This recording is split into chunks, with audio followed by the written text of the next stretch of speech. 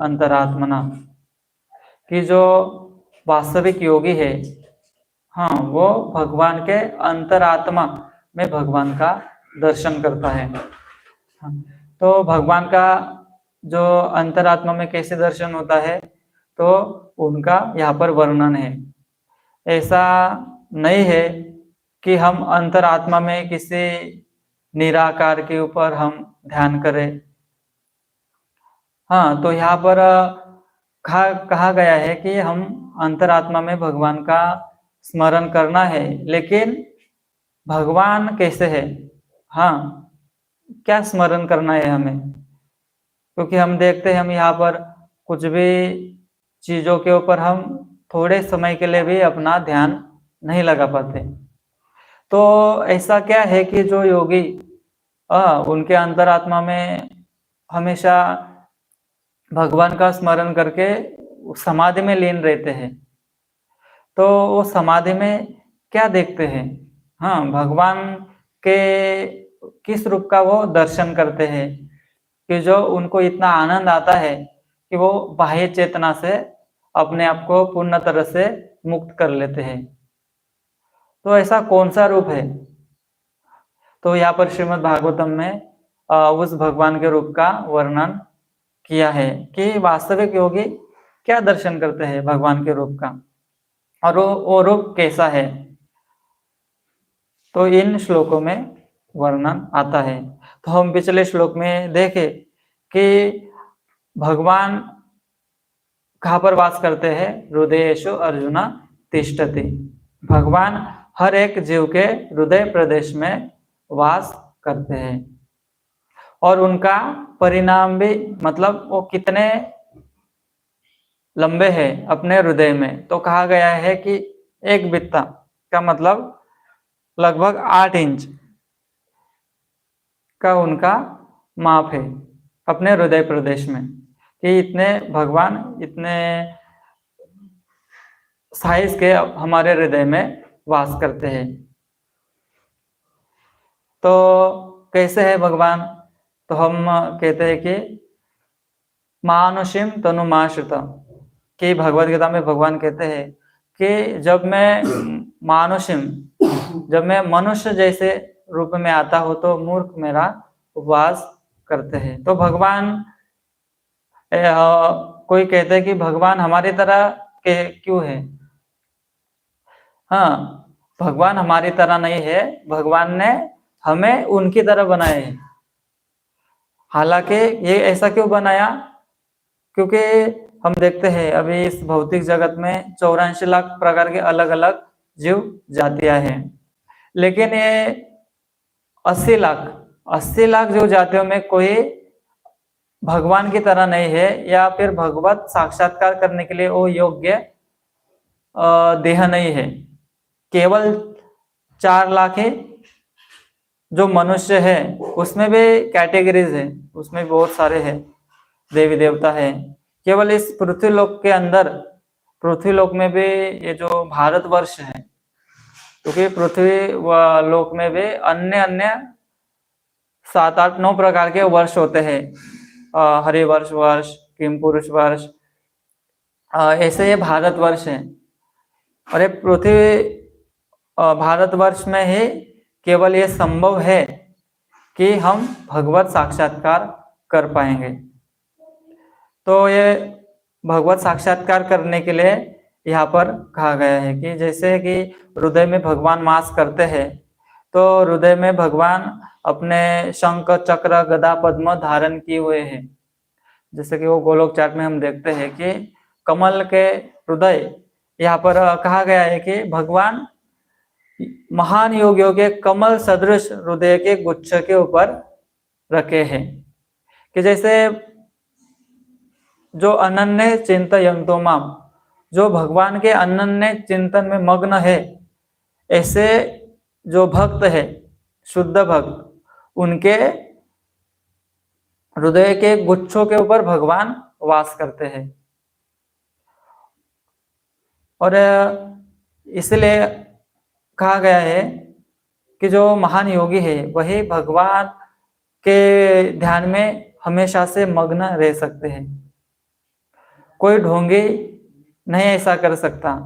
हम देखते हैं कि अभी अभी अलग अलग तरह के योग होते हैं, लेकिन ये योग क्या है, केवल शरीर के आधार पर, शरीर के आधार पर ही है, कैसे शरीर को सुख से रखा जाए। हाँ, इसलिए ये जो योग पद्धतियां है ये केवल कसरत है, एक शरीर का व्यायाम है, और ऐसे व्यायाम से एक शरीर सुदृढ़ हो सकता है, लेकिन भगवत साक्षात्कार नहीं हो सकता। तो अभी जो ये 2 श्लोक है, इनमें कहा गया है कि भगवान के चरण कमल योगियों के कमल सदृश हृदय के गुच्छ के ऊपर रखे हैं, और उनके वक्ष तल पर कौस्तुभ मणि है जिसमें सुंदर बछड़ा अंकित है, और उनके कंधों पर अन्य रत्न है। उनका पूर्ण स्कंद प्रदेश ताजे फूलों की माला से सज्जित है। जैसे कि भगवान के जो परमात्मा रूप का वर्णन यहाँ पर दिया है कि भगवान परमात्मा रूप में हृदय में वास करते हैं। उनके 4 भुजाएं हैं, 4 भुजाओं में शंख चक्र गदा पद्म है। हाँ, उनके गले में माला है। उनके वक्ष स्थल पर क्या है, कौस्तुभ मणि है, और कौस्तुभ मणि में क्या है, सुंदर बछड़ा अंकित है। और पहले जो श्लोक है उसमें कहा गया है कि भगवान का मुख हमेशा से प्रसन्नता को व्यक्त करता है। भगवान कभी दुखी अवस्था में नहीं होते। भगवान हमेशा से मुस्कुराते रहते हैं, हमेशा से। कभी आपने नहीं देखा होगा किसी फोटो में कि भगवान निराश हो गए, या फिर भगवान इतनी जो पृथ्वी को पालन, इतने ब्रह्मांड को पालन पोषण करते हैं, तो भगवान के ऊपर बोझ आ गया और भगवान ऐसे करके बैठे हैं। या फिर भगवान बहुत आदि है, हाँ, गोविंदम आदि पुरुषम तमहम भजामि, कि भगवान आदि है, इस कारण से भगवान बहुत बूढ़े हो गए होंगे, उनके सब बाल सफेद हो गए होंगे, दांत गिर गए होंगे। ऐसे भगवान नहीं है, ऐसे भगवान नहीं होते। हाँ, ये तो हम देख चुके हैं, क्योंकि भगवान जब यहाँ पर आए, उन्होंने यहाँ पर उनकी लीलाएं प्रदर्शित की, उसमें उन्होंने दिखा दिया कि वास्तविक भगवत्ता किसे कहते हैं। उन्होंने सभी तरह के ऐश्वर्यों को दिखाया। हाँ, कि कहा गया कि वो कैसे है, नव यौवनम च, हमेशा से नव युवक की तरह रहते हैं। हाँ, वो भगवान अपने जो नवयौवन शरीर में ही रहते हैं। जैसे कि वहां पर जो युद्ध चल रहा था महाभारत, उसमें भी भगवान एक नवयौवन की तरह ही दिख रहे थे। हालांकि उनके पुत्र थे, पुत्र के पुत्र थे, प्रपौत्र थे, सभी थे उपस्थित वहां पर, लेकिन भगवान की आयु एक 16 साल के नवयुवक की तरह ही थी। तो इसमें भगवान ने दिखाया कि हमेशा से वो नवयौवन में है। हाँ, नवयौवन, हम देखते हैं कि नवयौवन शरीर है, वो शरीर किस लिए उपयुक्त होता है कि हमेशा वो एंजॉय कर सकते हैं। जैसे हम देखते हैं यहाँ पर भी जो भी बच्चे हैं, जो नवयुवक है, वो हमेशा से अलग तरह से भौतिक इंद्रिय भोग में व्यस्त होते हैं। इसलिए भगवान भी कौन है, नव युवक है, और वो हमेशा से नव यौवन में रहते हैं। तो हम इससे हमें ये पता चल रहा है कि भगवान हमेशा से इंजॉयर है। हाँ, हमेशा से वो भोक्ता है, भोक्ताराम यज्ञ तपसाम सर्वलोक महेश्वरम। हाँ, क्योंकि भगवान कभी बूढ़े नहीं होते। तो बूढ़े होंगे, कोई बूढ़ा होगा तो फिर वो इंद्रिय भोग से थोड़ा उब सकता है, फिर वो न कर पाए वो इंद्रिय भोग, क्योंकि वो शरीर की वजह से उसको अभी सीमितता आ गई। लेकिन भगवान असीमित है, उनको कोई भी वस्तु रोक नहीं सकती, कोई भी कर्म बांध नहीं सकते। तो भगवान हमेशा से अपने नवयौवन में रहते हैं। तो भगवान के अलग अलग विस्तार है। जैसे कि भगवान जो अपने मूल श्याम सुंदर रूप में वृंदावन में वास करते हैं, भगवान वैकुंठ में लक्ष्मी नारायण के रूप में वास करते हैं, और जो ये भौतिक जगत में आते हैं तो अलग अलग तरह के विष्णु है। 3 तरह के विष्णु है। गर्भोदकशाही विष्णु जो गर्भोदक सागर में रहते हैं, और कारणोदकशाही विष्णु है, क्षीरोदकशाही विष्णु है। ऐसे भगवान अलग अलग तरह से अपना विस्तार करते हैं। तो ये जो यहाँ पर जो भगवान का जो वर्णन है वो भगवान के परमात्मा रूप का वर्णन हुआ है, तो हमने ये देखा। इसी तरह भगवान का जो मूल रूप है वो क्या है? श्याम सुंदर है, गिरिवरधारी है, जो कहाँ पर रहते हैं? वृंदावन में उन्होंने अपनी लीलाएं प्रदर्शित की। कि जो भगवान का जो ये नारायण रूप है, भगवान का जो ये परमात्मा रूप है, या विष्णु अवतार के जो इसमें रूप है और कृष्ण रूप है, इनमें थोड़ी भिन्नता हम देखते हैं। क्योंकि जो भगवान यहाँ पर आए उनको कहा जाता है पूर्ण पुरुषोत्तम भगवान श्री कृष्ण, और जो नारायण रूप है, भगवान के विष्णु अवतार है, जैसे कि भगवान राम आए, तो ये इसमें कुछ उनके अंदर हम मर्यादा देखते हैं। हाँ, इन अवतारों में भगवान एक मर्यादा पालन करते हैं, उस मर्यादा का उल्लंघन नहीं करते। लेकिन जो भगवान का मूल रूप है कृष्ण रूप में, भगवान तो कोई मर्यादा नहीं पालन करते, अपने मूल रूप में लीला करते हैं। इसलिए कभी कभी जो बुद्धिमान लोग हैं, बुद्धिमान मतलब जो थोड़े कम बुद्धिमान है, उनको डाउट होता है कि ऐसे कैसे ये भगवान है। हाँ, कि एक बच्चे की तरह घूम रहे हैं, गायों को चरा रहे हैं। हाँ, एक गोपालक है, गोपाल है, हाँ, गौओं को पालन करते हैं, तो ये कैसे भगवान हो सकते हैं? क्योंकि ब्रह्मा जी है, जैसे कि हम देखते हैं कि ब्रह्मा जी भगवान की उपासना करते हैं, क्षीरोदकशाही रूप में भगवान की उपासना, तो उनके अंदर वो ऐश्वर्य भाव है कि भगवान महान है। हाँ, तो वो ऐश्वर्य भाव के रहने से वो समझ नहीं पाते। हाँ, इसलिए वो भ्रमित हो गए। यहाँ पर भगवान ने वृंदावन में लीला की, गोकुल में लीला की, तो उसमें वो भ्रमित हो गए कि इससे कैसे भगवान है। भगवान तो महान होते हैं और सभी ऐश्वर्य दिखाते हैं, तो एक साधारण सा बालक है। हाँ, और ये अपने जो सखा है उनके साथ घूमता है। हाँ, गोपियों के साथ घूमता फिरता है, तो ये कैसे ये भगवान है? तो उन्होंने भगवान का, ये भगवान है कि नहीं, इसलिए उन्होंने भगवान का क्या किया? टेस्ट किया। हाँ, उन्होंने जब भी भगवान के जो भी बछड़े थे, जो भी गौवे थे, सभी उन्होंने चुरा लिए और एक गुफा में रख दिए अपने लोक में, और इधर आके देखते हैं कि अभी क्या करते हैं। तो वैसे ही वो आए, उन्होंने देखा तो भगवान तो यहाँ पर तो सभी तरह से उपस्थित है, और सभी तरह से गो बालक भी है, गाय भी है, गायों के बछड़े भी है, सभी है। तो फिर वो वहां पर देखने गए तो उधर भी दिख रहे हैं, इधर भी देख रहे हैं। ऐसे करते करते उनको वो मोहित हो गए, उनका सर चकरा गया। तो उनको वास्तविक अनुभूति हुई कि ये वास्तविक भगवान है। तो हम देखते हैं कि ब्रह्मा जी है, ब्रह्मा जी बुद्धि के, उनका शरीर बुद्धि तत्व से बना है।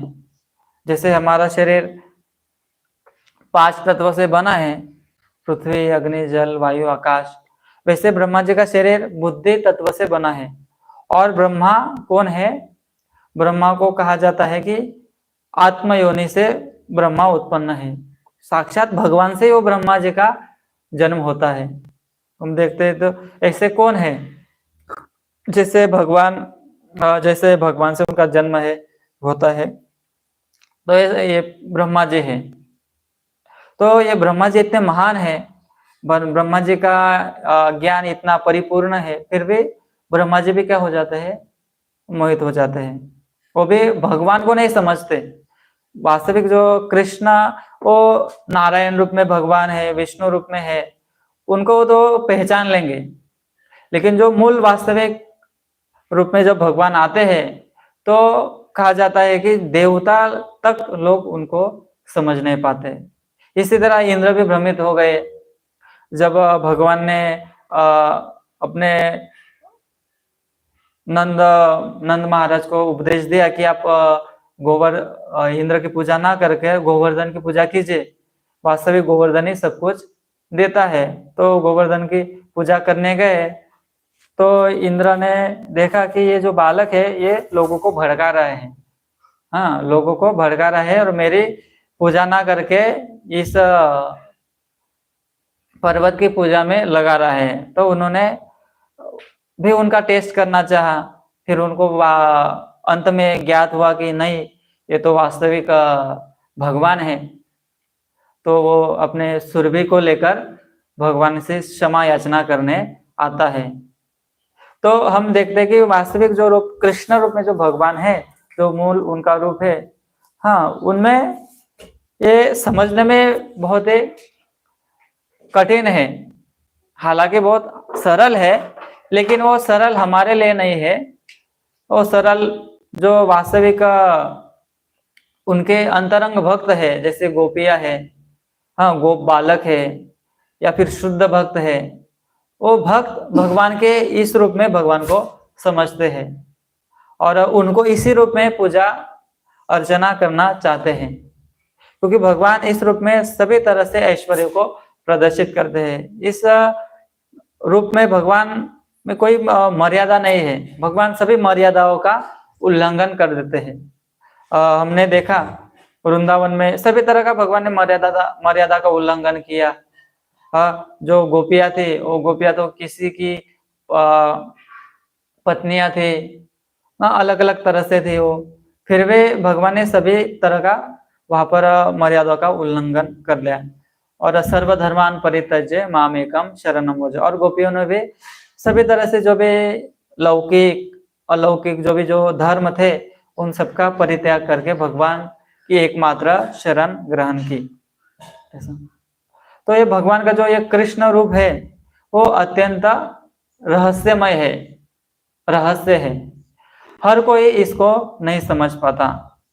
हम देखें कि ये देवी देवता लोग तक नहीं भगवान को समझ पाते।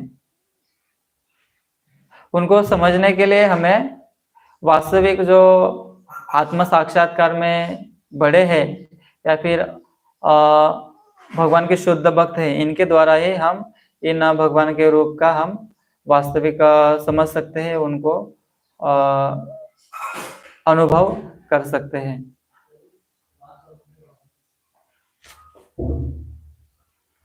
और हम देखते हैं कि यहाँ पर भगवान कैसे आते हैं, अपने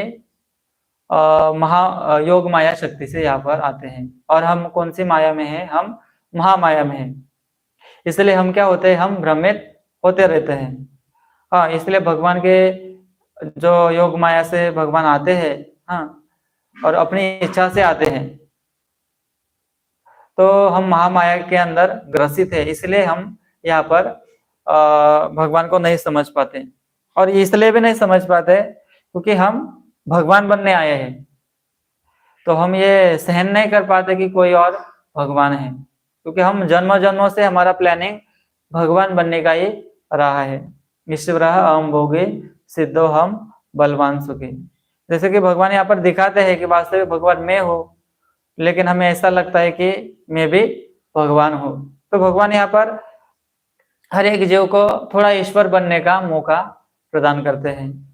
तो हम हर कोई जीव यहाँ पर आता है तो हर एक लेवल का वो ईश्वर होता है, कोई छोटा है, कोई मोटा है, कोई परिवार में जन्म लेता है तो अपने परिवार का ईश्वर बन जाता है और उनको कंट्रोल करने में लगा होता है। कोई नेता है तो डिस्ट्रिक्ट का होगा, राज्य का होगा, देश का होगा, तो वो उस लेवल का ईश्वर बनना चाहता है, क्योंकि हमारे अंदर वो ईश्वर बनने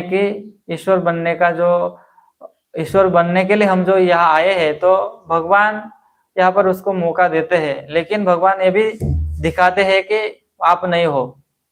हाँ, ईश्वर परम कृष्ण, हाँ आप सभी के ऊपर तो मैं ही हूँ। हम सर्वस्य प्रभो मत्तम सर्वम प्रवर्तते, और सभी जो चीजें हैं वो मुझसे आते हैं, और भगवान असम ऊर्ध्व, और भगवान के समान भी कोई नहीं है, और भगवान के ऊपर भी कोई नहीं है। तो भगवान एक समय पर आते हैं और अपनी भगवत्ता दिखाते हैं, अपने छह ऐश्वर्य दिखाते हैं।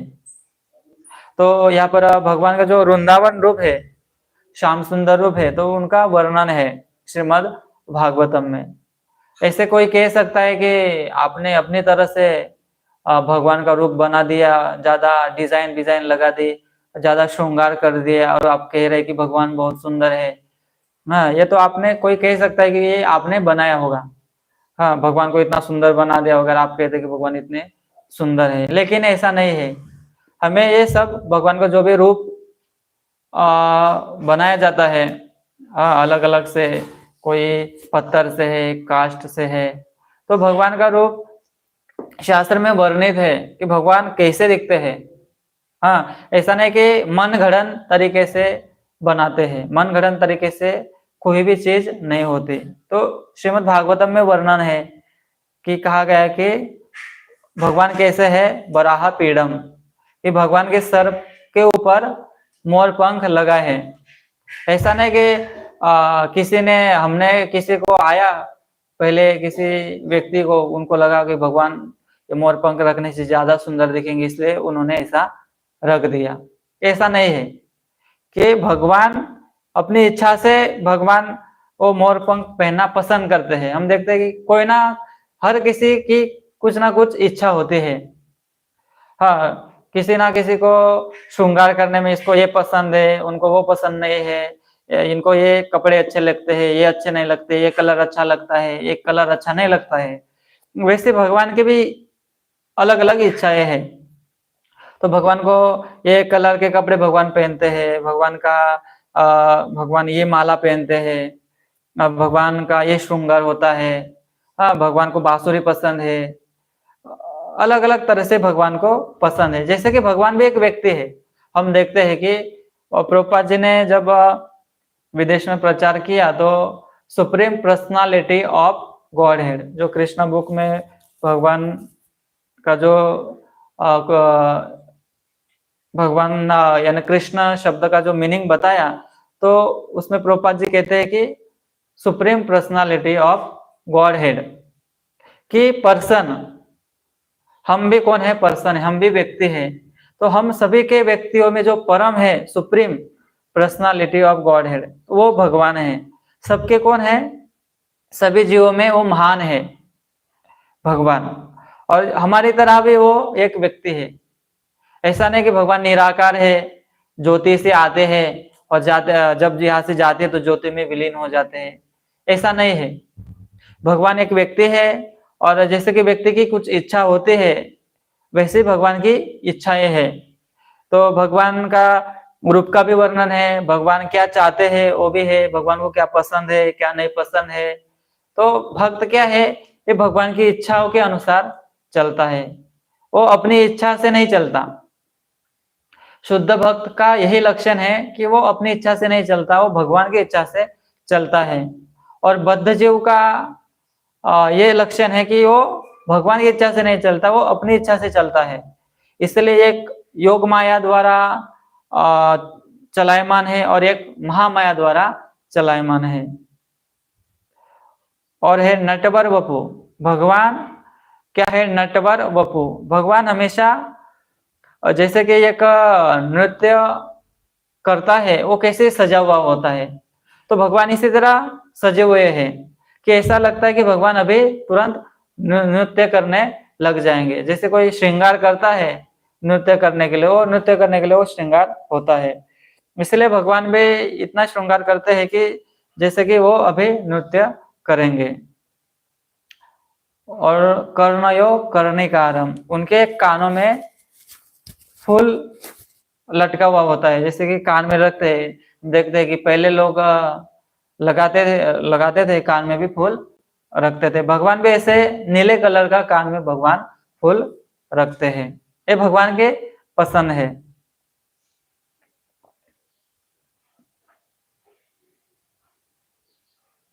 और भगवान अपना गले में वो माला पहनते हैं, वनमाला।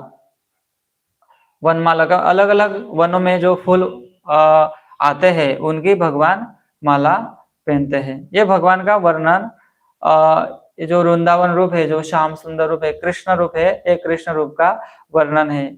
और ये नारायण रूप और विष्णु रूप से कृष्ण रूप बहुत ही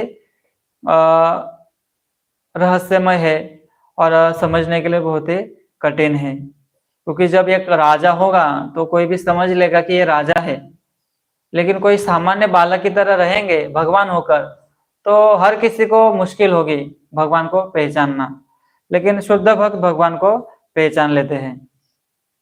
तो हम देखेंगे कि भगवान के जो रूप है, कृष्ण रूप है, नारायण रूप है, विष्णु रूप है, इसमें किन कारणों से भेद है। क्या भगवान कृष्ण में है और क्या नारायण और विष्णु रूप में नहीं है। तो पहला है लीला माधुरी, कि भगवान अलग अलग तरह से लीला करते हैं। वैसे लीला नारायण रूप और विष्णु रूप में नहीं कर सकते भगवान। हाँ, जैसे कि रास लीला है, वैसे विष्णु नहीं कर सकते, नारायण नहीं कर सकते रास लीला। हाँ, इस और भगवान कृष्ण रास लीला करते हैं। तो ये भगवान ने अपने भगवत्ता दिखाई है कि भगवान को कोई भी कर्म नहीं बांधता। न माम कर्माणि लिम्पन्ति न मे कर्म फले फले स्पृहा जन्म कर्म च मे दिव्यम योवम यो वेत्ति तत्वतः त्यक्त्वा देहम पुनर्जन्म नैति मामेते सोऽर्जुन। कि भगवान कहते हैं कि मेरे जन्म और कर्म ये क्या है, सभी दिव्य है। कर्म का मतलब यही कर्म हुआ फिर कि भगवान अलग अलग लीलाएं करते हैं, तो हम अपने बुद्धि से नहीं बोल सकते कि भगवान ने ये नहीं करना चाहिए, ये भगवान के लिए शोभा नहीं देता। तो भगवान सब कार्य करते हैं कि भगवान गोपियों के घर में मटकी भी चुराते थे। हाँ, तो भगवान को चोर कर कर भी भगवान का क्या होते थे, प्रसिद्धि कीर्ति बढ़ती थी। लेकिन यहाँ पर कोई चोरी करेगा तो उसकी निंदा होगी कि ये चोर है, इसको समाज से निकालो। लेकिन जब भगवान ऐसे कृत्य जैसे दिखाते हैं तो भगवान की ही महानता बढ़ती है। हाँ, रन छोड़ रहा है भगवान, जब रन को छोड़ के भाग जाते हैं तो कहा गया कि वो तो एक व्यक्ति ही होगा जो नपुंसक होगा, वो रन को छोड़कर भाग जाते हैं। तो कहा गया कि एक क्षत्रिय का धर्म है कि युद्धे च अपलायनम, कि वो युद्ध से कभी भाग नहीं सकता, वो कभी युद्ध में पीठ नहीं दिखा सकता। लेकिन हम डाकोर में देखते कि डाकोर में भगवान रणछोड़ राय के रूप में पूजे जाते हैं। तो भगवान जो भी कुछ करते हैं वो उनकी लीला है, वो उनकी भगवत्ता है, वो अपने भक्तों को सुख देने के लिए भगवान ऐसे लीलाएं रचते हैं। और दूसरा है रूप माधुरी। भगवान रूप माधुरी में मोर पंख लगाते हैं, बांसुरी है, बांसुरी लटकाते हैं और घूमते कहाँ पर भी घूमते रहते हैं। जैसे कि वृंदावन के वन में, जैसे कि कोई भी बच्चे होते हैं, वो कैसे दो चार बच्चे मिलकर कहीं पर भी वन में रहो, कहाँ पर भी घूमते हैं, गायों को चराते हैं, वैसे भगवान ने अपनी रूप माधुरी दिखाई। और इसी रूप माधुरी को देखकर ही लक्ष्मी जी क्या करते हैं कि भगवान लक्ष्मी जो हमेशा से सेवा में लगे हैं भगवान नारायण के, तो उस भगवान नारायण को छोड़कर भगवान कृष्ण के सेवा में लगना चाहते हैं। इससे हम ये देख सकते हैं कि वास्तविक जो भगवान कृष्ण है वो कितने सुंदर है और कितने महान है। कोई कहते हैं कि कृष्ण भी किससे आते हैं, विष्णु से आते हैं, नारायण से आते हैं, लेकिन यहाँ पर हम देख सकते हैं कि लक्ष्मी जी भी हमेशा से लालायित रहते हैं कि उनको भी रास लीला में स्थान मिले, लेकिन वो अपना इतने ऐश्वर्य में है, तो इन ऐश्वर्य के होते हुए भगवान ये लक्ष्मी माता को रास लीला में स्थान नहीं मिल पाता।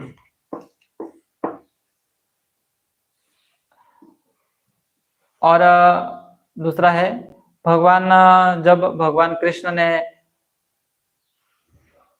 जो उनकी शक्ति है वो दिखाई। कैसे? जैसे कि चाणूर और मुष्टिक, जैसे कंस के जो ये जो प्रमुख जो ये बॉडीगार्ड थे, या फिर भगवान को जो युद्ध करने के लिए इनको भेजा था भगवान के साथ, तो ये बड़े बड़े राक्षस जैसे लोग थे और भगवान तो छोटे बालक बालक के समान थे। तो जो देखने वाले लोग हैं वो भी आश्चर्यचकित थे कि ये बच्चों को इन बड़े बड़े जो राक्षस लोगों से कैसे युद्ध करने के लिए लगाया है। ये तो अन्याय है। हाँ, अन्याय है। और ये अन्याय ऐसा समझकर वो भर्त्सना कर रहे थे कंस की। लेकिन भगवान ने ये होते हुए भगवान ने इन दोनों को परास्त कर दिया, इनको मार डाला। तो इसलिए हम देखते हैं कि भगवान को कोई बॉडी बनाने की जरूरत नहीं है। हम देखते हैं अभी हर जगह पर पोस्टर लगे हुए होते हैं। भगवान राम भी होंगे तो मसल्स होंगे, उनको सिक्स पैक होंगे और इतने लंबे पैर होंगे, और सब बॉडीगार्ड की तरह भगवान को दिखाते हैं। लेकिन भगवान ऐसे बॉडीगार्ड की तरह नहीं है, भगवान सामान्य है। हाँ, ऐसा नहीं कि ऐसा करते हैं कोई इतना हाथ फूल जाता है उनका, और इतना भगवान का शरीर बहुत ही ये है। भगवान साधारण से है। हाँ, एक साधारण बालक की तरह है, नव युवक की तरह है, ऐसे बॉडीगार्ड की तरह नहीं है। फिर भी भगवान में अपार शक्ति है। भगवान की शक्ति कोई माप नहीं सकता। भगवान एक हाथ के एक करंगली से गोवर्धन को उठा सकते हैं। तो किनको मारना है, किनको क्या करना है, तो भगवान के लिए ये कठिन कार्य थोड़ी हुआ। तो हमें ये देखना चाहिए कि भगवान के ऐसे कोई चित्र ना बनाए। हाँ, भगवान सिंपल है और भगवान के ऐसे सिंपल ही भगवान को चित्र हमें बनाने चाहिए। भगवान और क्या है? लावण्य सारम, सारी मधुरता भगवान के अंदर सम्मिलित है। सभी तरह से, जैसे कि रसिक शकर है भगवान, सभी रस के खान है, सभी रस उनसे ही उद्भूत होते हैं। इसलिए हमें भगवान के जो कृष्ण रूप है इसमें हमें अपना मन लगाना चाहिए। प्रभुपाद जी कहते हैं कि विष्णु है, भगवान का नारायण रूप है, लेकिन फिर भी जो भगवान के जो कृष्ण रूप में, इसमें भगवान सभी भक्तों को अपना मन लगाना चाहिए, क्योंकि भगवान इस रूप में सभी तरह तरह का जो मधुरता है वो भगवान ने दिखाई है। सभी तरह का लावण्य सारसम भगवान ने उसमें दिखाया है। और भगवान क्या है? असम ऊर्ध्वम, भगवान ने दिखाया। जैसे कि भगवान ने भगवद गीता बोली तो भगवान ने कहा कि मेरे समान और मेरे ऊपर कोई भी नहीं है। लेकिन कहा गया कि भगवान के ऊपर भगवान के भक्त है, भगवान के ऊपर गोपियां है। ये भगवान की इच्छा है कि ये मेरे ऊपर है, इसलिए वो भगवान के ऊपर है। ऐसे भगवान के ऊपर कोई नहीं है। अनन्य सिद्धम, और भगवान के अंदर एक गुण भी है कि भगवान किसी तपस्या और किसी तपस्या के द्वारा भगवान नहीं बने हैं। जैसे कि कोई योगी है, वो तपस्या के द्वारा क्या प्राप्त करता है? अष्ट सिद्धि प्राप्त करता है। हाँ, तो ये अष्ट सिद्धि, जैसे कि भगवान ने भी पहले बहुत तपस्या की और तपस्या का फल अभी क्या, वो भगवान बन गए। ऐसे भगवान नहीं है। हाँ, अनन्य सिद्धम, भगवान को ये सिद्धि कोई तपस्या से सिद्धि नहीं प्राप्त हुई। अनन्य, भगवान का स्वभाव ही ऐसा है। उनके स्वभाव में ही ऐसे गुण है। भगवान का स्वभाव ही ऐसा है कि उनके अंदर सभी तरह से शक्तियां निहित है।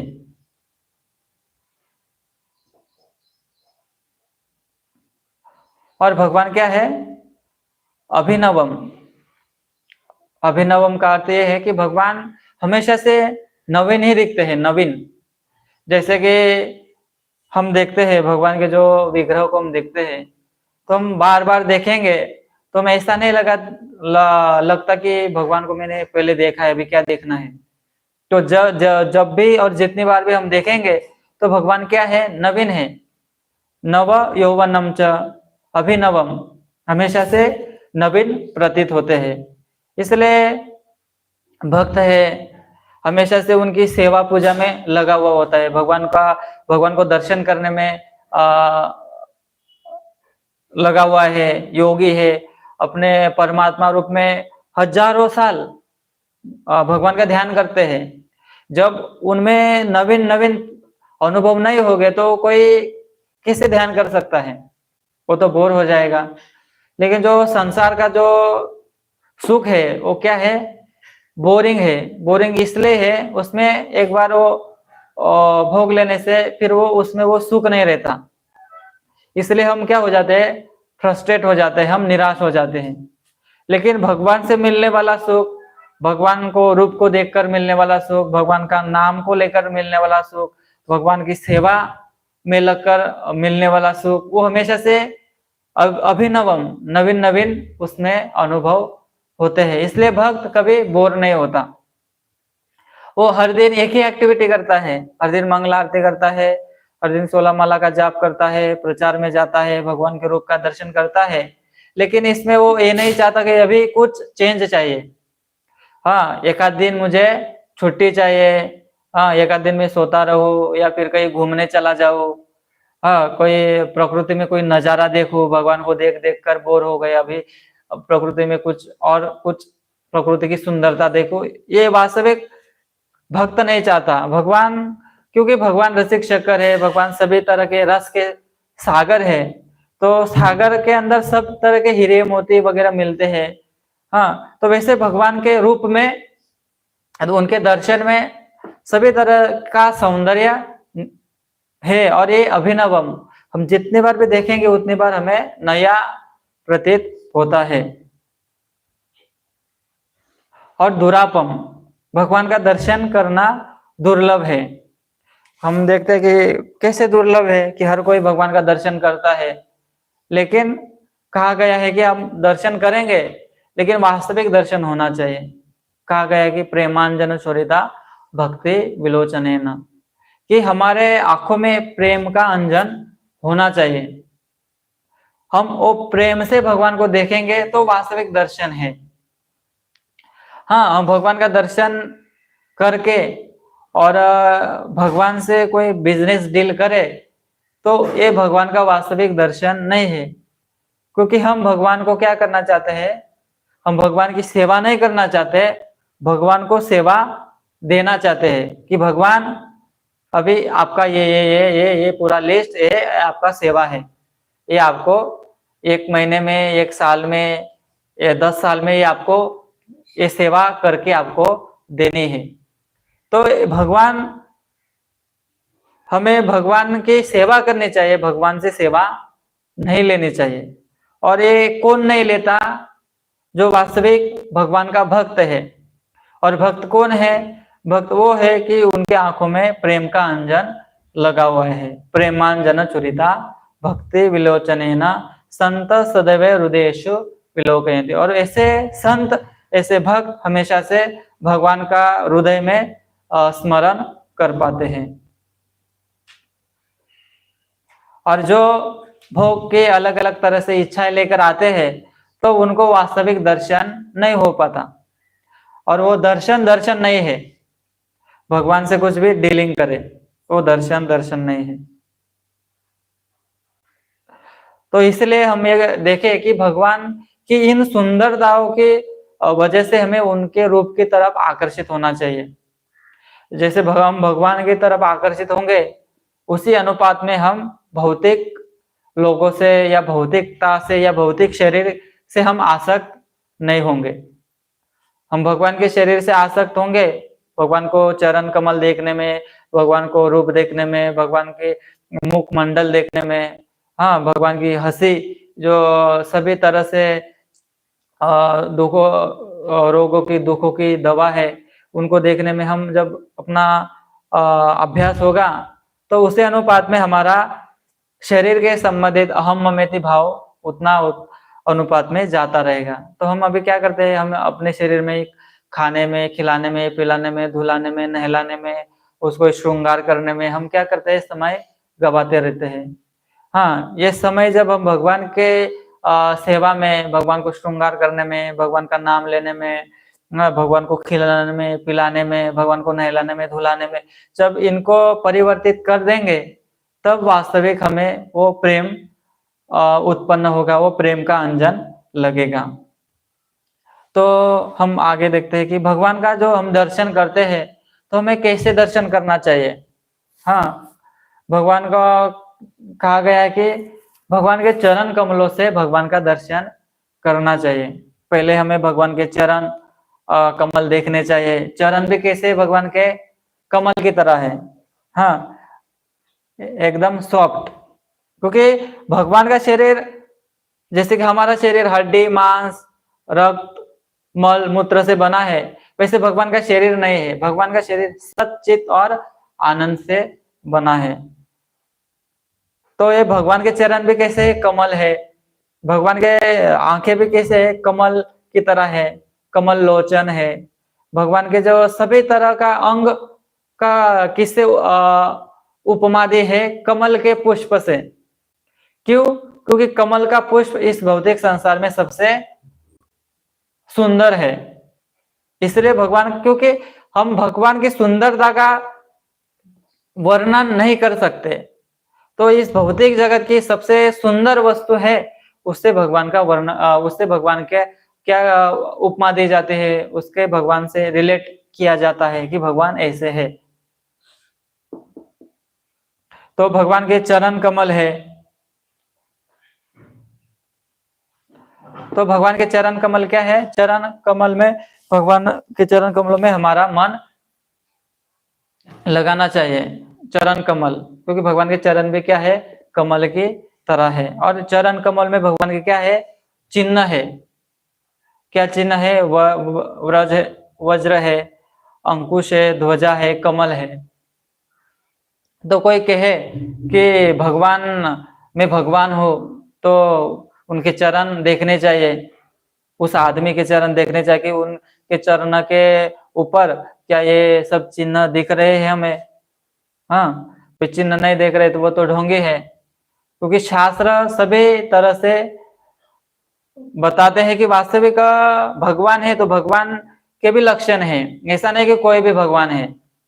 हाँ, कोई महापुरुष भी है तो महापुरुषों को भी क्या होते हैं, लक्षण होते हैं।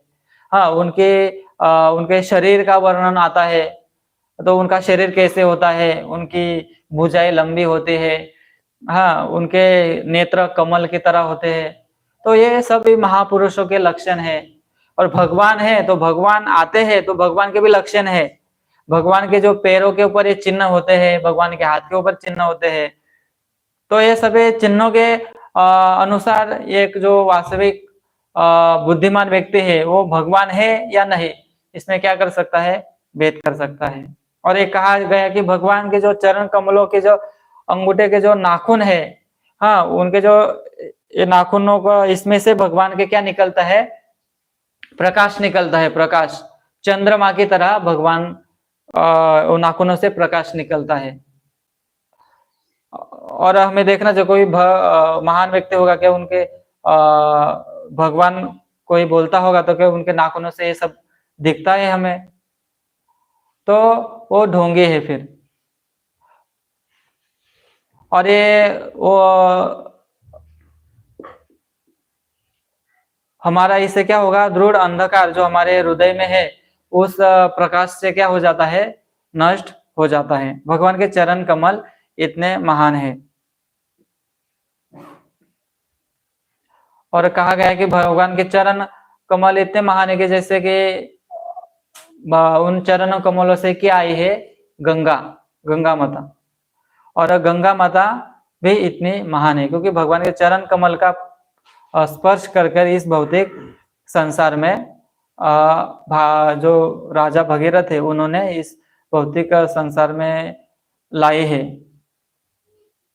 और एक पृथ्वी पर उन्होंने लाया है। और दूसरा है भगवान के जांघे है, तो भगवान के बाद में जांघे का स्मरण करना चाहिए। और भगवान के काफ है, जानू, भगवान जैसे कि लक्ष्मी माता है, भगवान के क्या कहते हैं, पैर दबाते हैं, तो उन पैरों का स्मरण करना चाहिए। और जांघों का स्मरण करना चाहिए। जांघों का स्मरण कैसे करें कि जब भगवान गरुड़ के ऊपर सवार होते हैं तो भगवान की जांघें दिखते हैं, तो इन जांघों का हमें वो स्मरण करना चाहिए, इस रूप का स्मरण करना चाहिए। भगवान की नाभि का स्मरण करना चाहिए। भगवान के नाभि से क्या निकलता है, ब्रह्मांड, एक कमल का पुष्प निकलता है, और उस कमल के पुष्प के ऊपर ब्रह्मा जी का जन्म होता है, और ब्रह्मा जी फिर इस भौतिक जो ये लोक है उनका सृजन करते हैं। तो एक भगवान के जो भुवन कोष्ठ कहा गया है कि जैसे कि एक जो भगवान की नाभि है, भगवान के नाभि में सभी ये जो ब्रह्मांड छिपा हुआ है भगवान के नाभि में, तो इन रूप का भगवान का नाभि का स्मरण करके भगवान का जो इस रूप का हमें स्मरण करना चाहिए, और उसमें ब्रह्मा जी का जन्म होता है। और बाद में उदर है, उदर भगवान का जो पेट है, पेट का किस रूप में स्मरण करना चाहिए, जैसे कि भगवान ने एक अवतार लिया था, कुर्म अवतार। जब मंदार पर्वत में जो समुद्र मंथन हो रहा था, तो भगवान के जो कुर्म अवतार के ऊपर वो पर्वत रखकर फिर उनको जो मथनी से वो मथा गया था।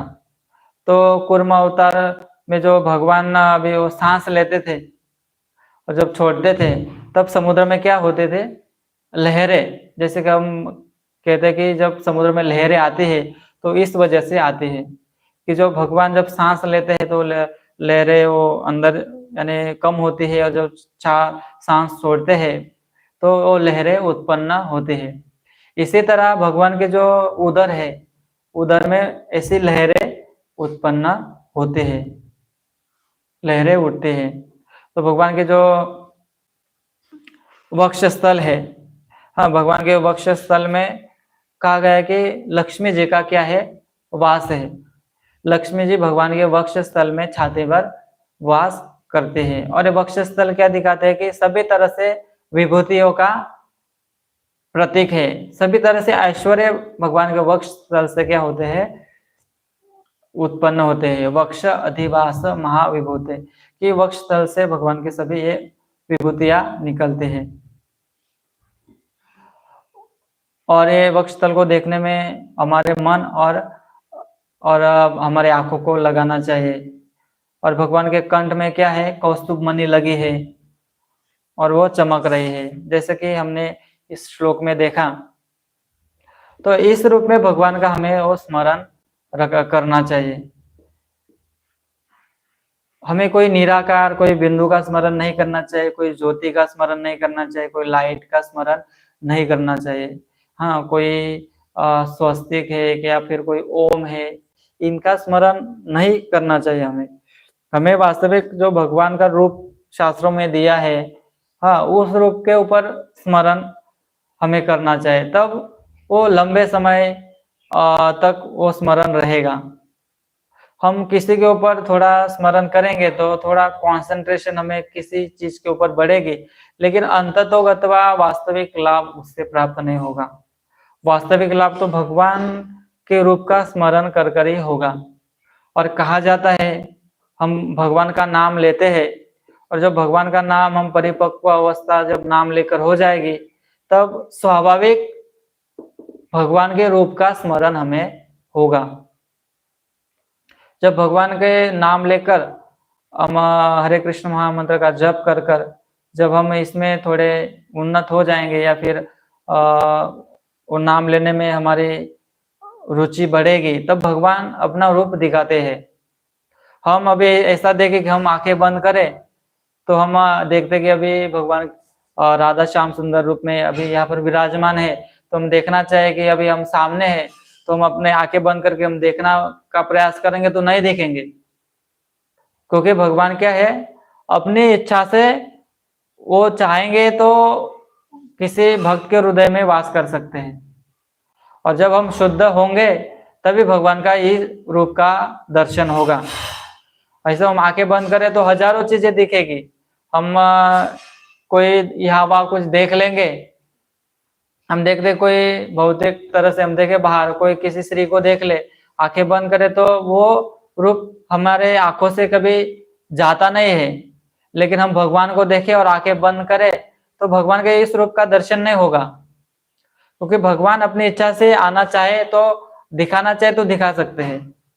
हाँ, उसमें उतनी शुद्धता होगी, उतने उस व्यक्ति में उतना योग्यता होगी, तभी भगवान अपने आप को प्रकट करते हैं। हम अपने इच्छा से हम फोर्स करके नहीं भगवान को देख सकते। हाँ, भगवान यदि चाहे तो अपने आप को दिखा सकते। जैसे कोई राजा है, कोई प्रजा है, प्रजा कोई चाहे कि मुझे राजा को देखना है तो ये उसके लिए तो असंभव है। यदि राजा की इच्छा होगी कि मुझे प्रजा को प्रजा के सामने जाना है, तभी प्रजा राजा को देख सकती है। इसी तरह भगवान भी है, भगवान को हमें देखना है तो हमें भगवान के नाम का जप करना चाहिए। हरे कृष्ण महामंत्र का निरंतर जप होना चाहिए, उसमें कोई अंतर नहीं पड़ना चाहिए। जब भी समय मिले तब हमें भगवान का नाम जप करना चाहिए। जब भी जितना भी समय हो उतना, चाहे वो एक माला ना भी हो, हाँ, कुछ मने के ऊपर ही हमारा जाप हो, फिर भी हमें वो चालू करना चाहिए। क्योंकि ये जप करने से धीरे धीरे भगवान में रुचि होगी और भगवान के रूप का हमें दर्शन हो सकता है। ये भगवान के नाम के बाद भगवान का रूप आता है। जब हम नाम में परिपक्व होंगे तभी भगवान का रूप का दर्शन हमें हो सकता है। तो हम इस श्लोक से हम ये देख सकते हैं। हरे कृष्णा। कोई किसी का प्रश्न होगा?